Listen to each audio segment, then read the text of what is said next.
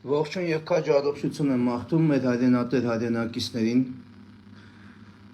Խնդրում եմ տարածեք եթերը։ Տարածվելուց հետո կսկսենք այն։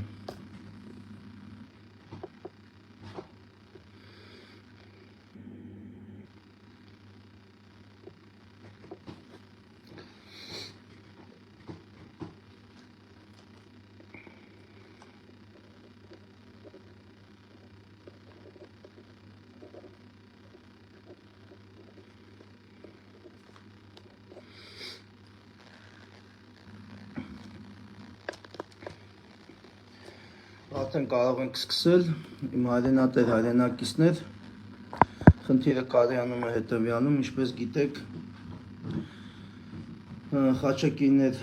ջոկատը իրականացնում մարտական իր հերթապահությունը, պետական սահմանի պահպանության X հատվածում եւ ամսի 7-ին առավոտ 8:30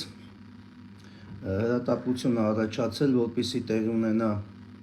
այդ դիրքերի ծառայության ուժեղացում, ինչպես նաև ըստ իրավիճակի թույլատվության հնարավոր է նաև հերթափոխ կատարվի, այսինքն սա կախված է այդ իրադրությունից։ Պետք է ամսի 7-ին հերթափոխը կատարվել, բայց հիմա ժամ առ ժամ իրադրության փոփոխություն է նկատվում եւ ըստ իրավիճակի այդ որոշումը կկայացվի։ Հերթական անգամ կոչով դիմում եմ այն բոլոր հայրենասեր մարդկանց, ովքեր ունեն հնարավորություն, այն է ժամանակ, առաջինը ժամանակ եւ առողջական վիճակը թույլ է տալիս բացել այդ լեռնային պայմաններում իրականացնել մարտական հերթապահություն, ներկայանալ մեր գլխավոր շտաբ Մոսկովյան 5 հասցեում Երևան քաղաքում գտնվող մնացած հարցերը, եթե մինչև ամսի 7-ը հարցեր կառաջանան, կարող եք զանգահարել 055 91 10 10 եւ 094 36 36 26 հեռախոսահամարներով ձեր բոլոր հարցերին կտանք սպառիչ պատասխաններ կախված պայմանների հետ, կախված փաստաթղթերի հետ եւ մյուս հարցերի հետ, ինչը ձեզ կհետաքրքրի այդ մարտական հերթապահության կազմակերպման եւ իրականացման համար։ Նորից եմ կրկնվում, թշնամին ակտիվության նշաններ է ցույց տալիս, առավել եւս Արցախի փակված այս ճանապարհի ֆոնի վրա, մենք պարտավոր ենք ներդնելու ամեն ինչ, որպեսզի այս հերթական սադրանքները նրանք չկարողանան իրականացնել եւ չօգտվեն ժողովրդի այսօրվա այն վիճակից, որ բոլորը բևեռված են Լաչինի Միջանցքի հարցերով եւ ըստ իրենց միգուցե մտածում են, որ կարող են աշխատողանել նաեւ այն հիմնական հարվածի ուղղությունները, որոնք այսօր գտնվում են իրանց նշանառության տակ եւ փորձում են նրանք մարտական խնդիրներ լուծել անակնկալ կերպով, ինչպես դա կատարեցին սեպտեմբերյան իրադարձությունների ժամանակ։ Այսինքն նրանց նոր մարտավարությունն է, փոքր քայլելով, այսենց 1-2 օր տևող, 3 օր տևող պատերազմական գործողություններով, ռազմական ակտիվ գործողություններով, նոր նվաճումներ, նոր դիրքերի, նոր տարածքներ, մեզի նոր վնասներ պատճառել, մարդկային կորուստների եւ զինտեխնիկայի տեսքով եւ ամեն անգամ պատկերացեք, եթե նրանք կարողանան մի քանի ամիսը մեկ նման սադրիչ գործողություններ կատարել, մեր վիճակը ուրա հասնելու։ Այնպես որ նրանք պետք է իրենց դնչին ստանան այն ծանր հարվածը, այն բռունցքի հարվածը, որը ծրագրված է եւ պատրաստվում ենք այդ հարվածը տալու։ Դրա համար պետք է աջակցություն, դրա համար պետք է համախմբում, դրա համար պետք է մեր դիրքերը գտնվեն ամուր վիճակում, մեզ սահմանը պետք է լինի փակ վիճակում։ Այո, դժվար է, կան տեխնիկական շատ հարցեր, կան այլ բնույթի հարցեր եւ նաեւ բարոյահոգեբանական հարցեր, կա զորքի մոտ արդարացի դժգոհություն շատ հարցերից, բայց քանի որ առնչվում է դա ծառայությանը, ինչ որ չափով ռազմական գաղտնիքի, բնականաբար չենք եթերացնի այդ պրոբլեմները մենք ֆիքսում ենք, այդ պրոբլեմները բարձրաձայնում ենք տարբեր ուղղություններով եւ փորձում ենք հասնել դրանց լուծմանը։ Եվ իրանք գիտեն, եթե հանկարծ այդ լուծումները պատշաճ կերպով չիրականացավ, դա նշանակում է, որ հերթական անգամ կատարվում է եւս դավաճանական քայլ, որպեսզի չկարողանանք սահմանը ամբողջությամբ փակ պահել թշնամու առաջ։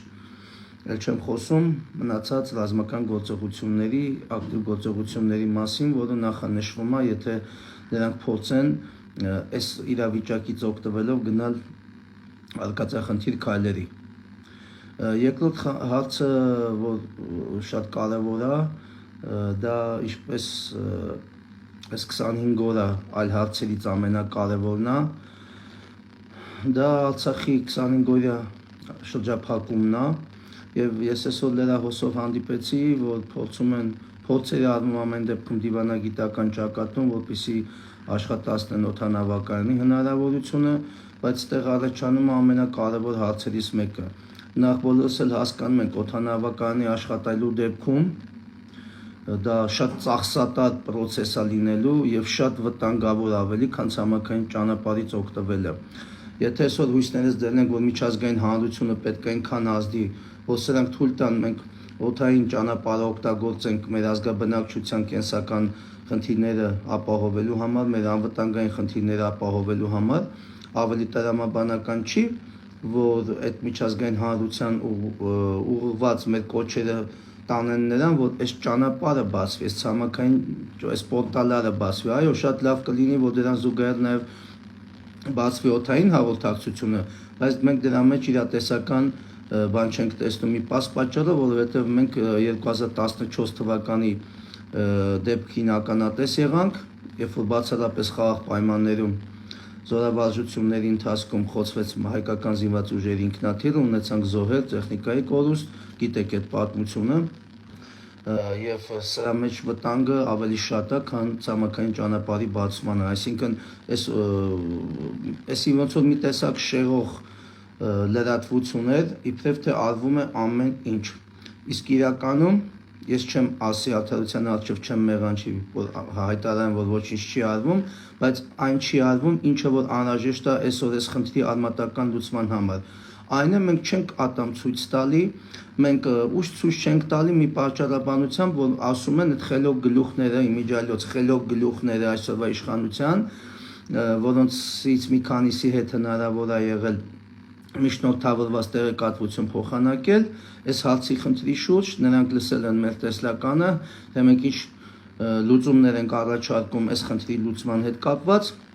ասում են, բա որ Արցախի լույսը անջատեն։ Դե Արցախի լույսը անջատեն, գազնը կանջատեն, Արցախը այսօրեն իրավիճակում է, որ Աստված մի արարած է, ամեն րոպե կարող են եւ լույսը անջատել եւ գազը անջատեն, եւ ջուրը անջատեն, եթե ունենան այդ հնարավորությունը։ Այսօր Արցախը փաստացի բլոկադայի մեջ է, իսկ բլոկադան, ինչպես գիտեք, դա ռազմական տարեր պարունակող քաղաքական քայլ է, որի մեջ այսօր գտնվում է մեր ազգաբնակչությունից մոտ 130-140 հազար մարդ։ Մեր հայ ազգակիցներն են, ու մենք ոչինչ փաստացի այսօր չենք կարողանում անել այս շրջափակումը վերացնելու կամ նրանց կենսական խնդիրները, անվտանգային խնդիրները լուծելու համար։ Եվ սա ոչ միտեղ տանող բանակցությունների ուղղությունն է, որովհետև միգուցե ամիսներ ձգվի այս օդային խնդիրը լուծելու համար, կամ ասենք պայմանական ասած մեկ հատ երկու հատ ուղղաթիռ թողեցին, իջավ, ասենք տարավ պայմանական X քանակությամբ հաց, դեղորայք եւ մյուսը։ Եվ վերջը, բա սրա վերջը ո՞նց է լինելու։ Ինչքան ենք մենք աշխարհից խաղաղություն մուրալու։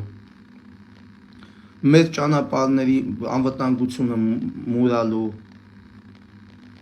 Այս մուրալու քաղաքականությունը մեզ ավելի շուտ է քայքայելու, քան սոված մարդու առողջությունը կքայքայվի։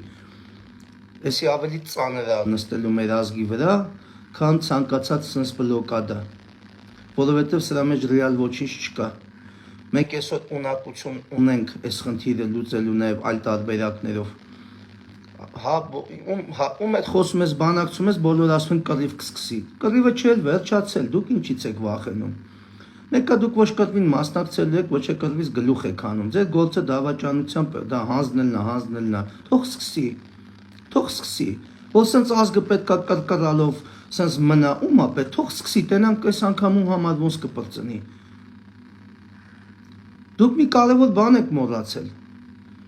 որ բանակն ու կռվող տղեն արդեն խելքի եք ես պատերազմից հետո, ես երրորդ տարին արդեն ես ամեն ինչը տենում է, վերլուծում է, գլուխը մտել է, հասկանում է, արդեն գիտի ում կվստահի, ում չի վստահի, այո, ուտես կռիվ կգնի։ Այո, պետքա ընթանա ոչ կանոնավոր ռազմական գործողություններ, կլինի պարտիզանական, կլինի զուտ դիվերսիոն, չգիտեմ, ինչ ձև լինի, իրավիճակի թելադրանքով։ Այո, մենք պետք է այդ պորտալներն էլ բացենք, մենք պետք է մեր ազգաբնակչության հետ անվտանգ շփման հնարավորություն ունենանք, այդ մարդիկ հոր ունդ սովամա չեն լինելու, այդ մարդիկ այդ բլոկադայի մեջ տենց չեն հյուծվելու գնան։ Այսինքն դուք մի ձեր ոնց որ ելնեք այս թուրքերի հետ, իրանք էլ են դա մտածում, իրանք մտածում որ հեսա կպահեն, բարոյական հոգեբանական իրավիճակով այն վիճակի կբերեն մարդկանց, որ հենց ճանապարհը բացեն 120-130 հազարից 10 հոգի կմնա Արցախում, իրանք էլ են այդ հաշվարկը անում։ Մնում ամենակ երկրորդ համաշխարհային պատերազմի նման Բերեն Ստեփանակերտի վերևով թռուցիկներ շախտան, որ ով ուզում է անցնի մեր միջով դեպի Հայաստան, մենք պատրաստ ենք այդ ճանապարհը տալու։ Մնում է մի հատ էլ տեն շարժում ձևավորեն ու իրանց ուզածին հասնեն, որ Արցախը լրիվ հայաթափեն։ Որ հետո էլ այստեղի դավաճաններ ասեն, բա ժողովուրդը դուրս եկավ, գնայիք պաշտպանեիք, մենք ինչ անենք, որ չպաշտպանեցիք։ Սա փող համաձայնեցված մի հատ լկտի, մի հատ հակահայ, մի հատ հայադավ քաղաքական քայլ է։ Այլապես 1 միլիոն եւ ոչ ասեմ հաստատ մի 1000-ից ավել պայմաններ ենք առաջարկել, ճանապարհներ ենք ցույց տվել, որ կարելի է այս հարցը ուրիշ ձևով լուծել։ Ասում են չէ, դիվանագիտական։ Դե դիվանագիտական հենա, տենում են 25 օրային չեք կարող անեք։ Կարմիր խաչը կարողանում է երկու հատ հիվանդ բերի, էդ էլ եք վերագրում։ Ձեզ ասում եք, տեսա, կարացանք Կարմիր խաչին նենց անենք, որ մտնի հիվանդներին բերի։ Ադրբեջանն էլ ասում է, տենում եք մենք ինչ մարդասեր պետություն ենք, թույլ տվեցին Կարմիր խաչը գա։ Բայց ոչ մեկ չի խոսում նրա մասին, որ աշխարհում չկա նման պետություն, որ իրավունք ունենա կամ կարողանա Կարմիր խաչին թույլ չտա մտնելու նման գոտիներ։ Դա բացառված է։ Ուրեմն Կարմիր խաչի միջազգային ստատուսը, այդ միջազգային ստատուսը, իր գործունեության միջազգային ստատուսը սրանք վերագրում են իրենց, թուրքերը վերագրում են իրենց, բայց ոչ մեկ չի խոսում Կարմիր խաչի իրական հզորության, Կարմիր խաչի իրական ուժի մասին, իրական ստատուսի մասին, որ ինքը անարգել կարես բոլոր գործողությունները կատարել եւ իրան ոչ մեկ չի կարող արգելի։ Էլի ստել են քաղաքական դիվիդենտներ քաշում։ Այդ դրա համար էս օրին ենք։ Սաղ ժամանակ են ձգում։ Ժամանակ են ձգում, մինչև դա տենան ըստ իրավիճակի ինչա լինելու։ Եվ ես ձեզ ասում եմ, բոլոր հաշվարկները ցույց են տալիս, որ սրանց մի հատ նպատակային է, որ տեղի ազգաբնակչությունը հիասթափվի, հյուծվի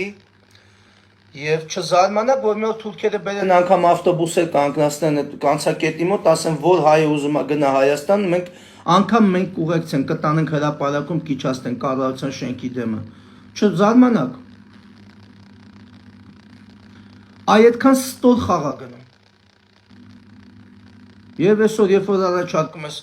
ուժային մեթոդներ, հատուկ նշանակության գործողության մեթոդներ,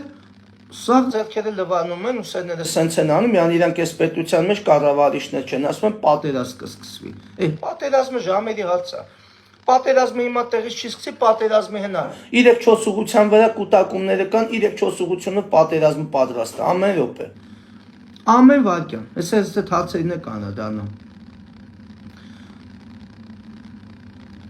Այսի շատ կարևոր ժամանակաշրջան է, լրություն է, խաղաղությունը մի վերագրեք տոնական օրերին։ Սա շատ վտանգավոր տենդենս է, սա շատ վտանգավոր լրություն է։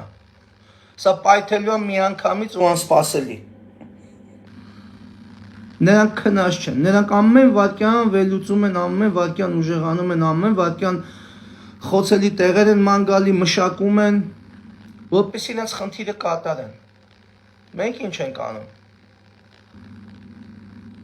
Արդեն ճակատները հասկացաք էլի, մենք ինչ ենք անում։ Ընկած պերեսմենկի համար մարդկանց խնդրում ենք, որ կամ պերեսմենկա կարողանանք անենք եւ դիրքերը ուժեղացնենք։ Էդի մենք անում ենք։ Պետական իշխանությունը հակառակ կողմից է գալի, բանակը կազմաքանդելով գալիս է։ Հասանք արդեն նրան, որ ռազմահայրենասիրական բնույթ ունեցող, ռազմահայրենասիրական ոգով ոգեշնչող միջոցառումներն արդեն արգելվում դպրոցներում, նախազորակոչային այդ մարզումները, դասընթացները, հասանք արդեն այդտե։ Այս ընթացքում մի հատ այտենց թեթև ուրախալի լուր ստացա, ասեցին, որ այդ իմ եթերից հետո, որով անընդհատ իսկ այդ եթերը մեկ հատ չի եղել, որով միշտ այս պետական իշխանության կառավարիչներին անընդհատ ասում էի ռազմահայրենասիրական հասարակական կազմակերպությունների ղեկավարներին, հրամանատարներին հրավիրեք ձեզ մոտ, քննարկումներ անցկացրեք, ուժեղացրեք այդ բլոկը։ Եվ տեղեկացա, որ մի քանի ՌՀԿ-ների հրամանատարների հրավիրել են, մի քանի։ Պատճառն ի՞նչ է, որ բոլորին չեք հրավիրում։ Փաստացի գործող ռազմահայրենասիրական հասարակական կազմակերպությունների հրամանատարներին բոլորին հրավիրեք, թող բոլորը իրենց գրավոր զեկույցներով գան, խնդիրներով, դիտողություններով, միջնորդություններով, առաջարկություններով։ Ինչ է կանում, նստեք քննարկեք, լուծեք։ Ռիալ բանակի հիմքը ամրապնդելու, ստեղծելու ռիալ ռեսուրս է։ Այսօր ՌՀԿ-ները շատ մեծ գործ են անում, շատ մեծ գործ։ Թե նախազորակոչային այդ պարապմունքները դպրոցական տարիքի մեր այդ երեխեքի մոտ գնում է ինչ-որ պետական ծրագրով, որը գիտեք 92%-ը, 93%-ը հայոց պատմությունն է, այն մի քանի տոկոսը այդպես մի քիչ տեսական գիտելիքներ եւ զրոյական պրակտիկ պարապմունքներ։ Մաքսիմում կարող է ինչ-որ շիշմակարակ է։ Այդ մակարդակի է։ Իսկ ՌՀԿ-ները կոնկրետ գործ են անում, կոնկրետ։ Հրավիրեք բոլորին։ Տվեք ժամանակ, պայմանական, այսինչ օրը հրավիրում ենք բոլոր ռազմահայրենասիրական հասարակական կազմակերպությունների ղեկավարներին, նորից եմ կրկնում, թղթի վրա գրածները չէ, գործող, ովքեր մարտիկներ են տրամադրում մարտական հերթապահության համար, ովքեր ունեն մարտական ջոկատներ, ստանում են պետությունից զենք մարտական խնդիր։ Այդ ՌՀԿ-ներին հրավիրեք, կոնկրետ խնդիրները լսեք, բարձրաձայնեք այդ խնդիրներին լուծում տվեք։ Ու դուք տեսեք ոնց է ակտիվանում այդ բլոկը։ Ու դուք տեսեք այդ ամեն ինչից ոնց է ուժեղանում մեր բանակը։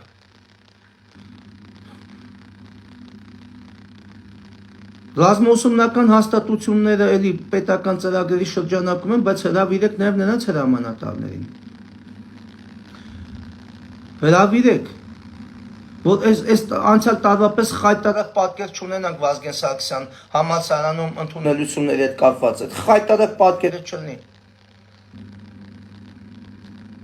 Սա իր լրացնող շղթա է, սա չի կարող կտրված շղթա լինի։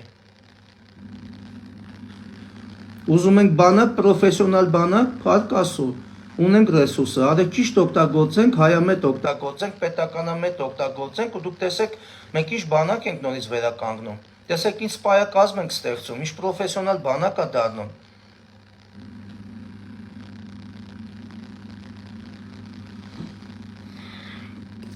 Այս հարցերի շրջանակում ուրեմն շատ կարևոր հիմա մի հատ հարց եմ անդրադառնալու կապված բանակի հետ էլի, գիտեք, բանակը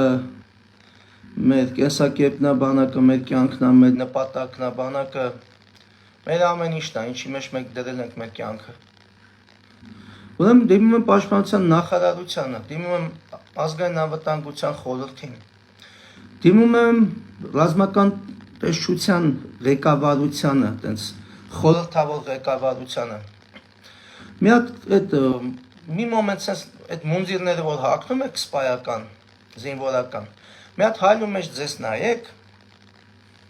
ու մի հատ որոշում կայացրեք, որ ասենք պայմանական ամսի 10-ից վերցնում եք մաքուր սպիտակ թուղթ եւ գրիչ, ցանկալիա ոչ թե A4 ֆորմատի, այլ ռուլոնով։ Եվ գնացեք, սկսեք ֆռալ բոլոր մարտական հենակետերը, որտեղ առաջնագիծ է, որտեղ կոնկրետ առաջնային հարվածի ուղղություններ է, որտեղ իրականացման մարտական հերթապահություն։ Գնացեք մի հատ, դուք մի նայեք այնտեղ ձեզ կներկայացնեն դիտողություններ, բողոքներ, մենակ լսեք առաջարկներն ու միջնորդությունները, մնացածը ձեր խղճով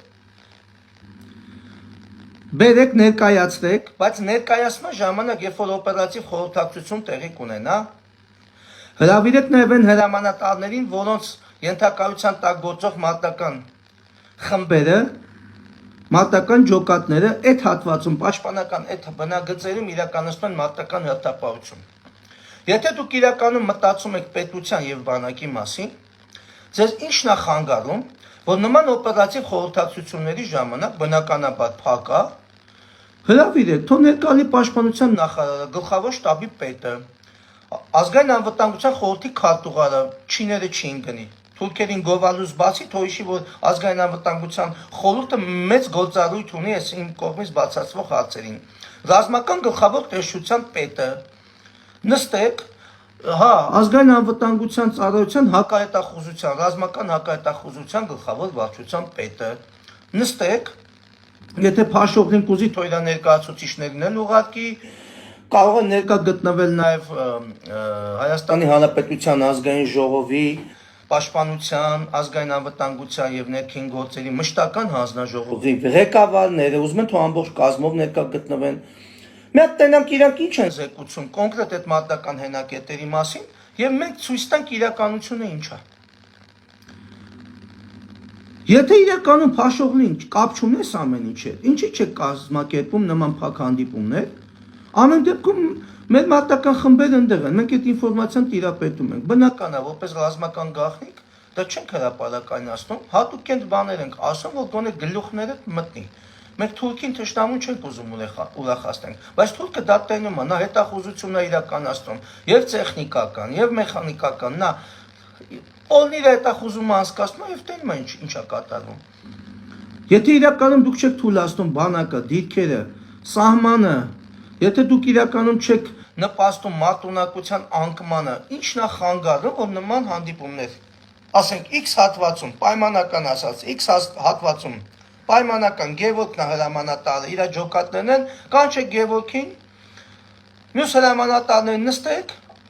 Բայց լսենք ինչ են ասում այդ դիրքերի վերաբերյալ պետական կառույցները, որոնք ձեզ ինֆորմացիա են ներկայացնում, եւ ինչ են ասում հրամանատարները, ովքեր այդ զորքերի հրամանատարներն են, այդ զորքերը իրանք են տանում, իրանք են տեղավորում եւ առաջնային ամբողջ տեղեկատվությունը իրանք են տիրապետում։ Թե կոնկրետ տարածքը սպասարկող Զորամասի հրամանատարությունը հաշվի առնելով գերատեսչական շահը, շատ բաներ ձեզ չի ասի ձեր երեսին, մենք կասենք ինչ որ կա։ Ու շատ ցավոտ է լինելու։ Այն ինչով այն իրականությունը ինչ որ կա։ Եթե դուք սա չարեցիք, դա նշանակում է դա ձեր գաղտնի ներքին ցուցումն է, բանավոր։ Ձեր բանավոր ցուցումն է, որ այսպես կազմաքանդվի, այլ պատասխան չկա։ Սրանք նենց հարցեր չեն, հասկանում եք, որ զանգես թեժ գծով, ասես սենց այս ինչ տեղը սենց խնդիր կա։ Չէ։ Գետան կհարցակվեն Զորամասի հրամանատարության վրա, շտաբի պետերի վրա, գումարտակի հրամանատարների վրա, դասակի հրամանատարների վրա, սաղի վրա կհարցակվեն, բացի իրանք իրենց մեղադրելուց։ Այո, խնդիրները առկա են եւ շատ կարեւոր խնդիրներ են։ Եվ դա նպաստում է մեր մարտունակության անկմանը։ Հրավիրեք օպերատիվ խորհրդակցություն, փակ գաղտնի խորհրդակցություններ հրավիրեք, լսեք դիտողությունները։ Ամբողջական պատկերը տեսեք։ Դնենք սեղանին, քննարկեք, լուծում տվեք, շատ կարճ ժամանակում եւ շատ կտրուկ։ Մենակ չասեք, ես ինչ վարչության պետը սայազեկուց է,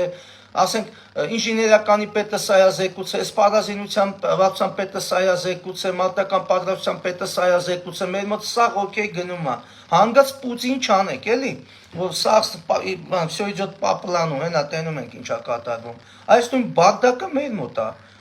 Այդ զեկուցներից, այդ պլան կոնսպեկտներից մի քիչ գլուխներդ կտրեք, քթներդ բացացրեք, մի հատ կանչեք են հրամանատարներին, ովքեր այդ ամեն ինչը տիրապետում են եւ այդ ամեն ինչի պատասխանատվություն են կրում նաեւ։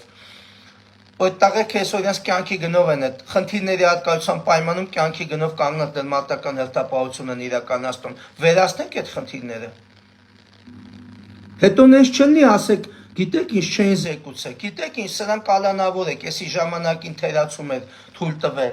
Գիտեք ոնց են աշխատում հիմիկվա իշխանությունները, թողում են ուրջանում խնդիրը, մի հատ շատ հետույքային բան ալնում, վերցնում քրեական գործը հարուցում են, կալանավորում են, ասում են պատժինք, բայց հետևանքները չի վերանում դրանից։ Եկալ եք մի հատ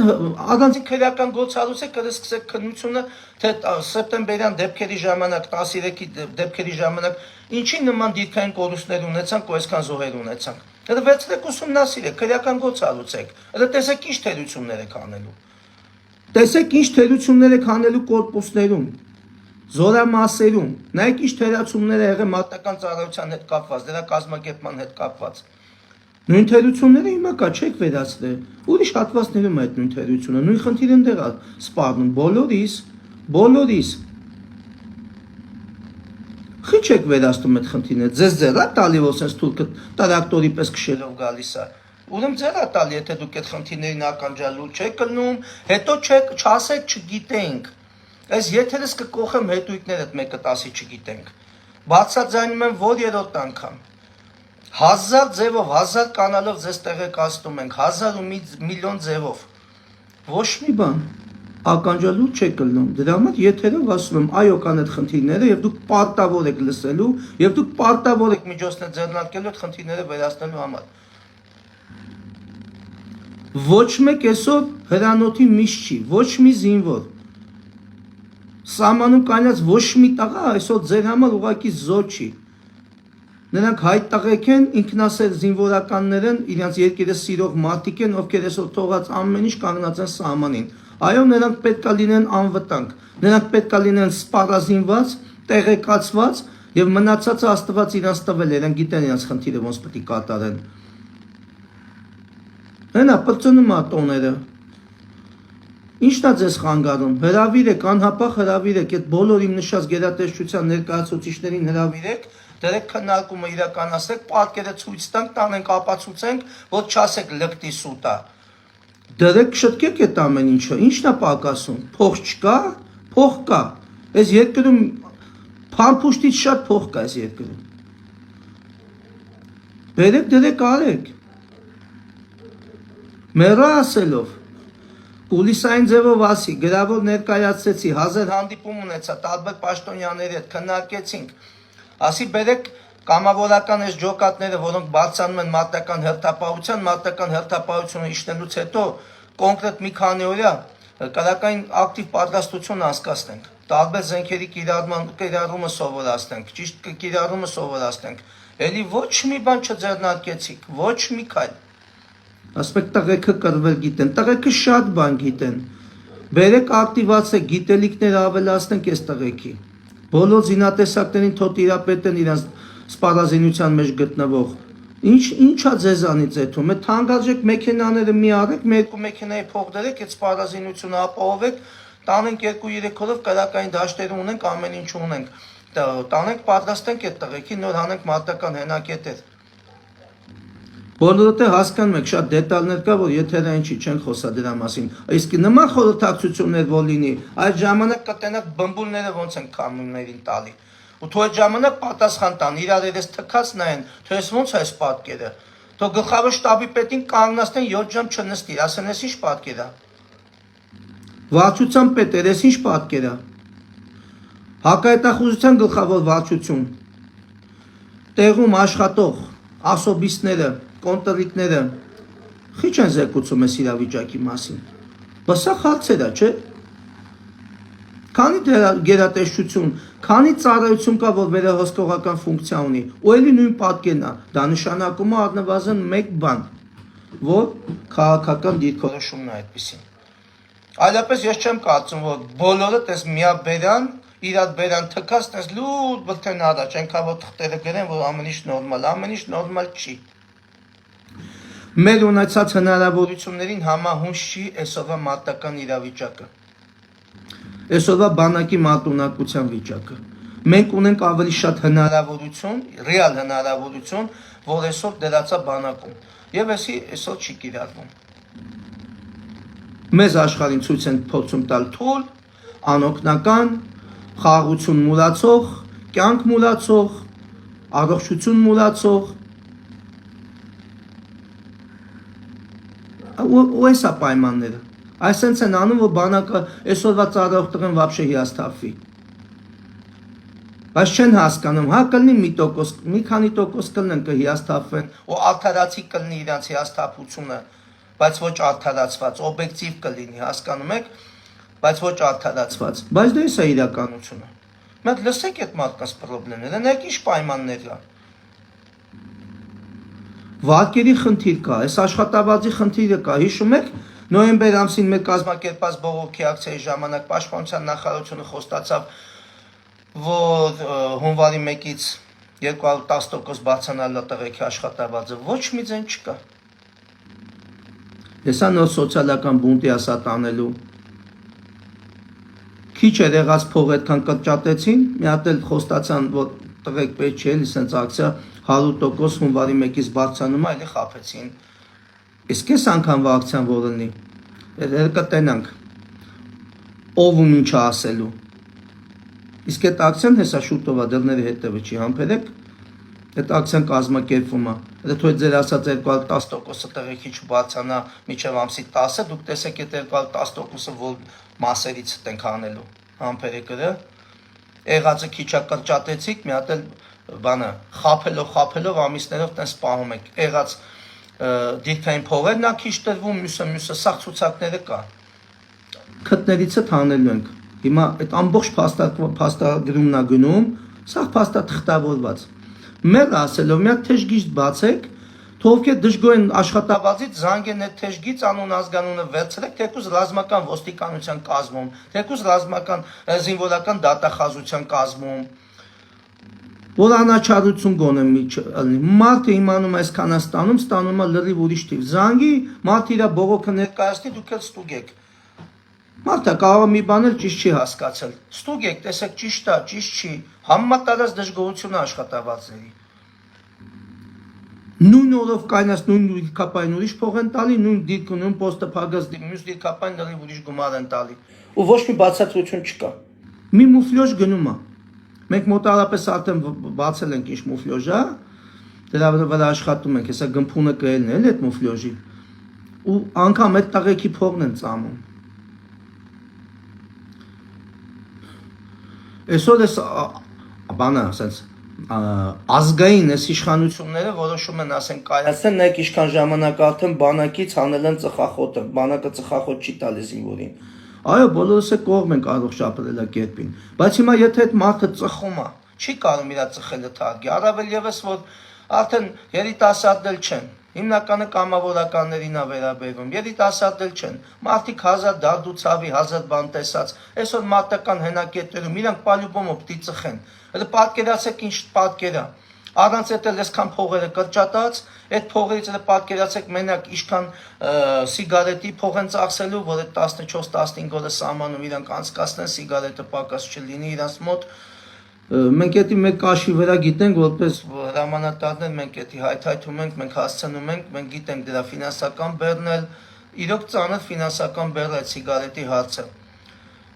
Ինչ է եղել, պետությունը միջոց չունի, քանի սիգարետի գործարան ունի պետությունը, ոնց էր առաջ բանակը սիգարետ տալի, համ Արցախի բանակն էր ստանում, համ Հայաստանի զինված ուժերն էին ստանում, ով ուզում էր ծխել, ծխում էր, ով չէր ուզում ծխել, չէր ծխում։ Հիմա որ չեք տալի, բայց ծխող էլի հայթայթում է, այդ իր ֆինանսին, իր գրպանին կպնում է,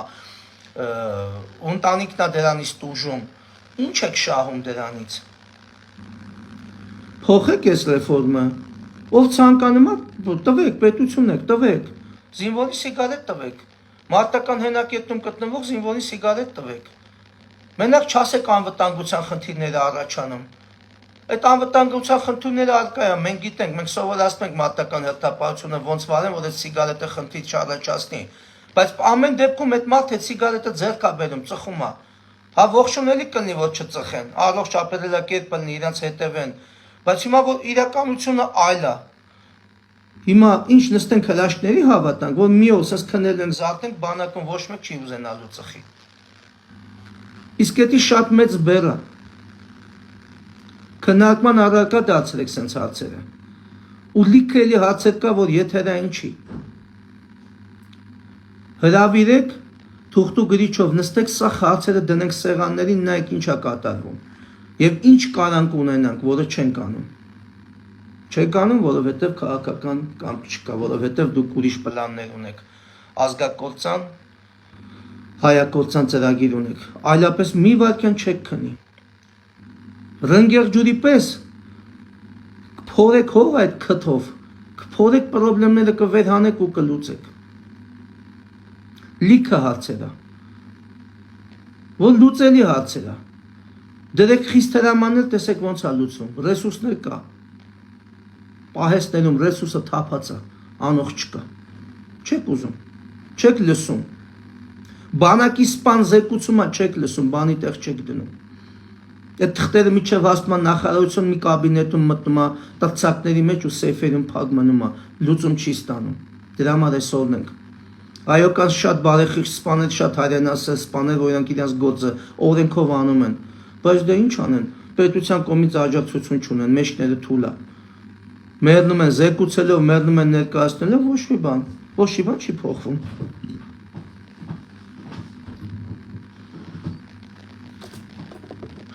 Այս կարևոր հարցերի մեջ ես ներկայացնեմ նաև մեր դիրքորոշումը, մենք հիմա ինչ ենք հասկացել, այս աշխարհից ուժ ու պաշտպանություն մուրացող իշխանությունների պայմաններում շատ դժվար է մեր գործը, շատ։ Մեր հայրենիքի ճակատագիրը, մեր ազգաբնակչության կենսական գոյությունն անգամ վտանգված։ Ու մենք գտնում ենք sense դիրքորոշում արտահայտենք, այն է, մենք պարտավոր ենք այսօր մեզ ձեռք մեկնող ցանկացած բարեկամական երկրի ձեռքը սեղմելու, բարեկամական երկրի, որովհետև մենք լավ վիճակում չենք։ Այն մեր հիմնական բարեկամների հետ նայեք ինչ թուլու թվանք ենք սկսել, այս հակառուսական տրամադրությունների ֆոնի վրա, որը ավելի է այսա ճգնաժամը խորանալու կապված, գիտեք, մոտորես ուզում են դեսպանատան տայմը փակեն, ռազմաբազայի դեմը փակեն, մյուսը քաղաքական ինչ-որ ակցիաներ են նախանշվում, սա ավելի է խորացնելու ճգնաժամը։ Մենք գտնում ենք, որ Հայաստանը արդեն իսկ պետք է գնա ոչ ստանդարտ լուծումների ցանկացած դաշտում, եւ դրանցից մեկը մենք առաջարկում ենք եւ առաջարկել ենք արդեն իսկ հիմա իբրև թե քննարկում են, առաջարկել ենք, որպեսզի հաշվի առնելով այս իրավիճակը Հայաստանը հանդես գա Իրանի հետ համատեղ պաշտպանական բնույթի համատեղ զորավարժություններ անցկացնելու սցենարի դիվանագիտական քայլը կատարի։ Դա կլինի Իրանի տարածքում, թե Հայաստանի տարածքում, հատկապես Սյունիքի տարածքում։ Դա լիարժեքորեն հնարավոր է։ Մենք սա խորհրդակցել ենք շատ հեղինակավոր, ուրեմն փորձաշատ հայրենասեր դիվանագետների հետ, մեզ բացատրել են, այո, միտքը մերն է, քանի որ տեխնիկական խնդիրներ կա, դիվանագիտական նրբություններ կա, մեզ բացատրել են, որ մեր այս պահի դրությամբ, այս դիվանագիտական այս կարգավիճակով մենք կարող ենք այդ խնդիրը բացացնել աշխարհի առաջ, այո, եւ անցկացնել հայ-իրանական պաշտպանական բնույթի զորավարժություններ, թեկուզ մի քանի օրյա։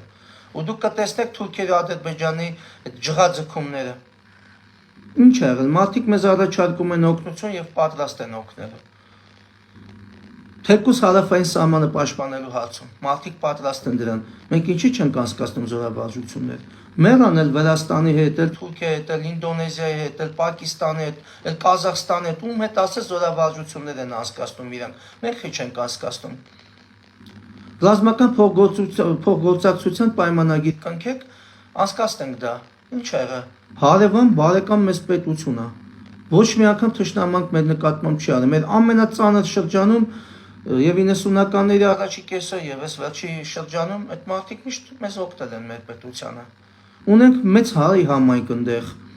Մարդիկ քաղաքական այսօր որոշում ունեն կայացած ամենաբարձր վերնախավով քաղաքական, որ մեզ օգնեն։ Ինչ ենք մենք հրաժարվում այդ մեկնած ձեռքից։ Հա, վախեն մեկ Ամերիկան կբարկանա ձեր վրա։ Դե սենց վախեցեք, մի օր վախեցեք Ռուսաստանը կբարկանա, մի օր վախեցեք Ամերիկան կբարկանա, մի օր վախեցեք Թուրքիան ու ադրբեջանցիները կզանգեն սուպեր հեռախոսով ու կծփնեն։ Ու տենց վախ, սենց մնացեք, մինչև տենակ մեր վախճանների ոնց է գալու, երբ է գալու, ում ձեռով է գալու։ Մենք այսօր ոչ թե մեզ պաշտպանողներ ենք ման գալի, մենք այսօր մեզ կործանողներ ենք ման գալի, ընտրություն ենք կատարում։ Ով ավելի շուտ կկործանի, ով ավելի զորեղ կկործանի։ Նորից եկել ենք նույն մեր պատմական այդ անիրի այդ բանը, սելի այդ պատմության առաջ ենք եկել կանգնել։ Սա շատ հետաքրքիր բան կլինի հայ-իրանական համատեղ պաշտպանական բնույթի զորավարժությունը, շատ հետաքրքիր կլինի ու շատ ուժեղ ազդակ կլինի թշնամական պետություններին։ Մենք ունենք այդ ունակ, ու դուք կտենաք բանակի մարտական ոգին ոնց է բարձրանում։ Մեզ մի հատ այսենց բան է պետք, քայլ է պետք։ Մեզ կայծ է պետք, որ այսօր բանակը արթնանա, որ այսօր կամավորականը ավելի բացվի։ Թե չանընդհատ այս նեգատիվը բոլորի վրա է ազդում, բոլորի։ Մարդիկ մի տեսակ շղարշի մեջ են, ոնց որ հույս չտենան, ոնց որ սենց պատկերացնեն, որ չէ, սենց ծերից պետք է մի բան անենք, սենց մի ձև գոյատևենք, ոչ, ավելի ուրիշ իրականություն է։ Էսի մեզի կերակրում են այս դեզինֆորմացիաներով, այս կեղծ պատկերով իրականությունը կեղծելով մեզ խաբում են։ Մենք ունենք այդ ուժը, մենք ունենք այդ պոտենցիալը։ Մուրալու փոխարեն արեք գնանք գործնական քայլերի։ Այն որ Թուրքիայի Ադրբեջանի դեսպանը Հայաստանում Փաշովնին որ ասում է բանը աննախադեպ, ինչ խոսում է աննախադեպ, դե այդպես աննախադեպ քաղաքական քայլ կատարեք։ Որ դուք կարող եք ցույց տալ, որ դուք այնքան քյալ եք, ու այնքան իբրև թե պրինցիպիալ եք, որ Ռուսաստանի դեմ եք գնում, պետք է լինի իբրև թե Ամերիկայի դեմ եք գնում, հիմա ամբողջ աշխարհի դեմ գնացեք։ Ինչա Բրիտանիան կներվի, Իսրայելը շատ կներվի։ Ով է տենց շատ ներվելու, Թուրքիան, Ադրբեջանը դե գիտեմ շատ կներվի, դա ձեր համար ամենամտահոգիչն է։ Բերեք նման քաղաքական քայլ կատարեք, սկսեք դիվանագիտական բանակցությունները այս հարցի շուրջ։ Թեկուզ մի քանի զորատեսակի կազմով, մի քանի զորախմբի կազմով, ինչ է եղել։ Բոլոր զորատեսակներն էլ ունենք։ Բացի բնականաբար նավատորմի հետ կապված, ջրային զորատեսակների հետ կապված, մենակ դա չունենք։ Չնայած ձեզնից շատ չկա, դուք մի օր կարող քնեք զարթեք, բանը Սևանում նավատորմ էլ բացեք, դրա վրա մի քանի միլիարդ էլ լափեք, ձեզանից շատ չկա, բերեք մի հատ բան կանգնացնեք այստեղ, հացանավ կայնացնեք, չգիտեմ, մի հատ ավիանոսես կայնացնեք Սևանի մեջտեղը, ձեզի շատ չկա, ձեզանից ամեն ինչ հավատում եմ, ամեն ինչ։ Դաժին ֆանտազիան, ասես մեկ պահի տակ բռնում եմ ինձ մի հատ ծանր ֆանտազիայի մեջ, բայց դա հավատում եմ, որ դուք կարող մի օր անեք։ Մեջը փողը լինի։ Արեք այս ամեն ինչին այսօր աշխարհը պատրաստ է։ Աշխարհը չեք տենում, այդ խելահեղ աննախադեպ քայլերի է գնում։ Ոչ ստանդարտ քայլերի է գնում, մենակ իր խնդիրների լուծումը տեսնի։ Էս է իրավիճակը։ Եվ վերջում ուզում եմ անդրադառնալ ուրեմն Նեմեսիս գործողության հետ կապված այս վերջերս սենց շատ ծավալված քննարկումներին, որի դեմ տենց գիտեք Անդրանիկ Քոչարյանը շատ բուրըն հանդես եկավ, թե չգիտեմ իրանց գիտեք ինչ մտահոգություն ես տեսա իրանց խոսակցություններում, իրանք համարում են Նեմեսիսի թիրախ, իրանք մտածում են, որ կարող է լինի Նեմեսիս և իրանք թիրախավորվեն, չեմ բացառում, որովհետև երբ որ ուսումնասիրում ես Նեմեսիսի գործունեությունը, ամբողջ ծավալով, իրանց նմանների դեմ է այդ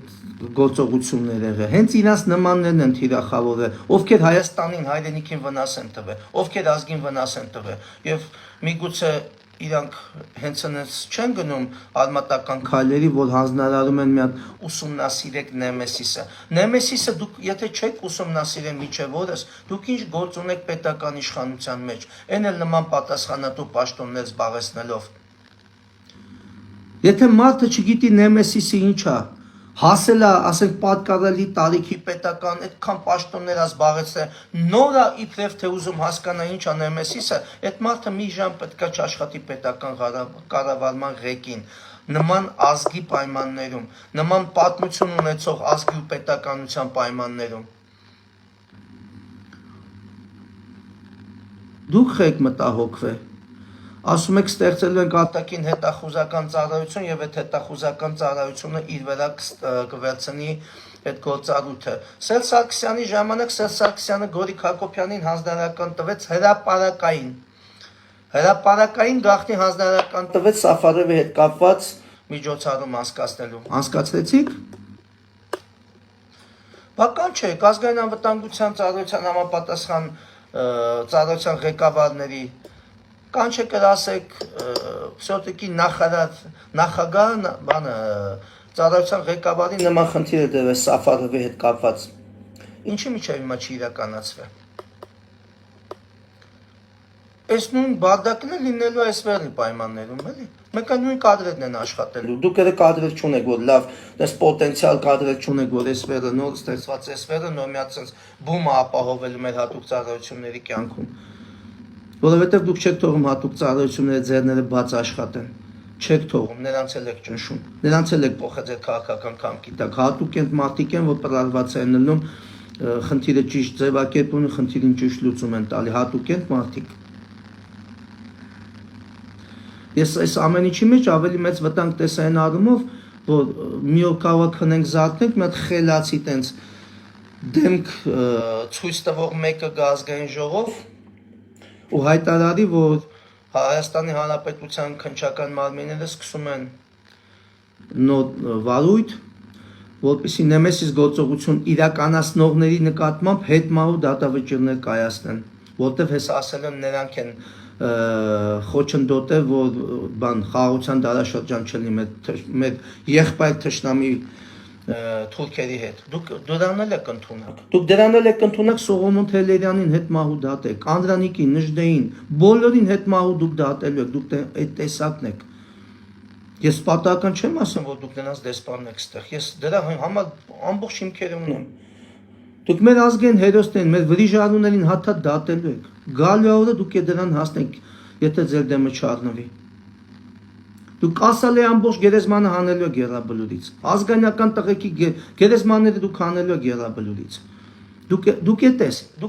այդ կառավարիչներն եք։ Դուք պատմությունից ոչ մի դաս չքաղած, պատմության դասերը աղավաղող, ազգային արժեքները աղավաղող միլիոն հատ փաստ կներկայացնեմ։ Դուք այդ տեսակն եք։ Ձեզ պատական չեն գործող այս պետություն։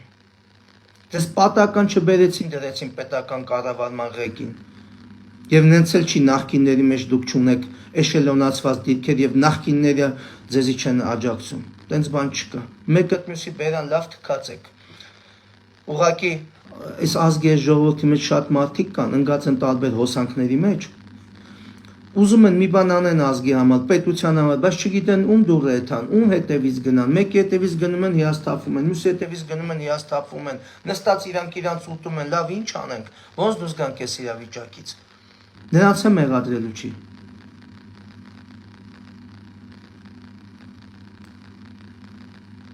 Այս ամբողջ իրականությունը։ Հիմա գիտեք հասել ենք մի ինչ պատմական իրավիճակի պատմական շերտի ժամանակային առումով, որ յուրաքանչյուր հայ, ով ինչ մտածում է, ոնց մտածում է, որ կարա դրանով ազգին պետությանը նպաստի, պետք է գներ գործողությունների կատարմանը։ Այո, թող լինի քաոս, թող լինի կառավարելի քաոս, անկառավարելի քաոս։ Մեկը հիմա այդ վիճակն է։ Լինելու է դա, անխուսափել է, երբ որ տենում է պետական կառավարման ապարատը, գնում է հակազգային մեթոդներով, գնում է բազմադարյան այս ավանդույթները մերժելու մեթոդներով, երբ որ այսօր նախարարը կարող է կանգնել ասի, որ ներդրական գաղափարախոսություն դա ֆաշիզմ է, այսինքն սաղ աշխարհին քսիատալի պետությանդ վրա, ամբողջ աշխարհին գիտեք ֆաշիզմը չի ընդունվում։ Եվ ինչ սրերով են դիմավորում նման գաղափարախոսությանը եւ փչացնում են այդ արժեքները, դուք ո՞նց եք պատկերացնում, այդ ազգի գոյատևումը ինչքան է լինելու։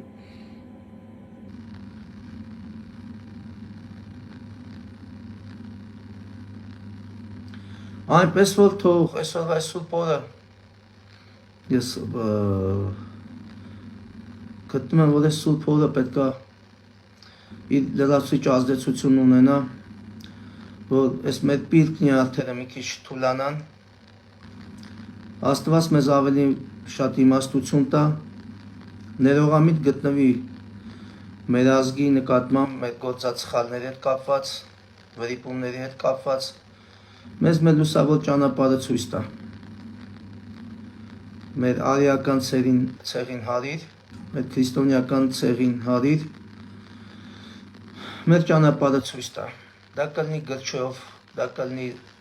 զենքով, դա կլինի սրով, ցանկացած մեթոդով, որը կնպաստի մեր ազգի գոյատևմանը, մենք պետք է գնանք այդ քայլերին։ Մենք այլ ընտրանք չունենք, մենք եկել ենք այդ անդուդի եզերին կայնած ենք, ասես կաչած, կախված մնացել ենք։ Պինդ կացեք։ Բարի ծառայություն լինի Արցախի եւ Հայաստանի սահմանները պաշտպանող մեր բոլոր տղեկին։ Քաջ առողջություն։ Բարձր զգոնություն եմ մաղթում տղեկ։ Թող բոլոր գնդակները, բոլոր բեկորները, բոլոր մահաբեր վտանգները շրջացեն ձեզ։ Աստված պահապան հայոց լեռնաշխարհին։ Պինդ կացեք։